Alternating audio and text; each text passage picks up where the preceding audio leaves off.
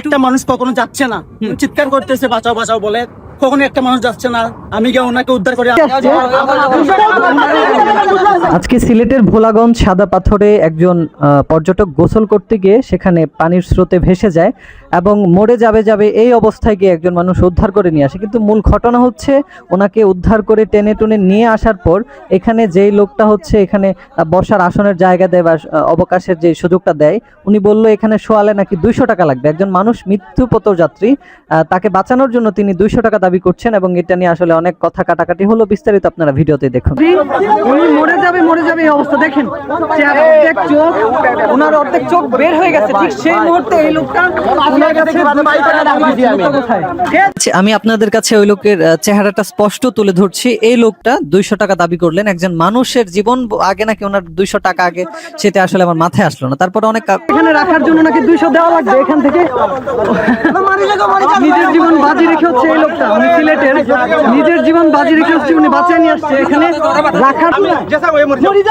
আমার কোনো রোজা তুমি তাই দিও না মাতিছো আমার কথা বলো, তুমি তাই নৌকা নিয়ে শেষ মুহূর্তে যাই রে অন্তনে সিল্লার মারতে দেও ওটারে ধরো ওটারে তখন যদি আমার গুলি না করতে তাহলে কার লাগিও তুমি ওরা লিয়া এখানে নো ও বাবা উনি বলতেছে এই লোকের রাখলে 200 টাকা ঠিক না পাসানি অপরাধ হয়ে গেছে, আমি এক লাগে বাঁচাই পুরো ওনো পিটিশন করা আমার নাম করে মানছো তাই বলে আপনি 200 টাকা দাবি করবেন? কি দাল মাইকে ওই ওখানে যাইবা কি অফার আছে মামলা হইছে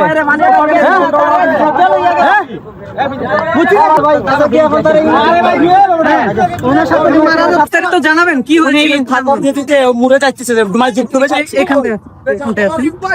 আপনি একটু বিস্তারিত জানাবেন। আমরা যে দেখতে পাচ্ছিলাম ওইখানে হচ্ছে স্রোতের তালে তালে উনি হচ্ছে হারিয়ে যাচ্ছিল, মানে মরে যাওয়ার মতো অবস্থা। ঠিক সেই মুহূর্তে আপনি তাকে বাঁচিয়ে নিয়ে আসছেন। একটা মানুষ কখনো যাচ্ছে না, চিৎকার করতেছে বাঁচাও বাঁচাও বলে, কখনো একটা মানুষ যাচ্ছে না। আমি গিয়ে ওনাকে উদ্ধার করে আনছি। আনার পরে ওনাকে ওইখানে যে পর্যটনের স্পটে যে লোকেরা আছে ওনারা ওনার রাখার পর ওনা বলছে যে 200 টাকা দিতে হবে, এই জায়গাটা রাখা যাবে। আচ্ছা 200 টাকা দিতে হবে। এটা কোন ধরনের মানে যুক্তিসঙ্গত কাজ? এই যে আমাদের সাদা পাত্র এটা আমরা যাচ্ছি বলতে ভাই কিছুটা কি এই মুরব্বী বলছো এটা আমার চুলটা যে মানুষ মরে এখানে আর সইরাম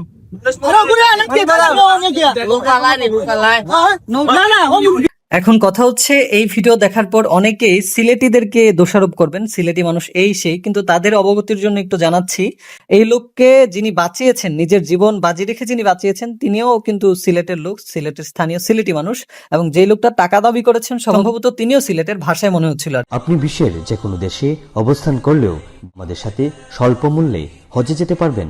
বাংলাদেশ ও সৌদি সরকার অনুমোদিত আল ইসান ট্রাভেলস, ধূপাদিকির পূর্বপাড়, সিলেট।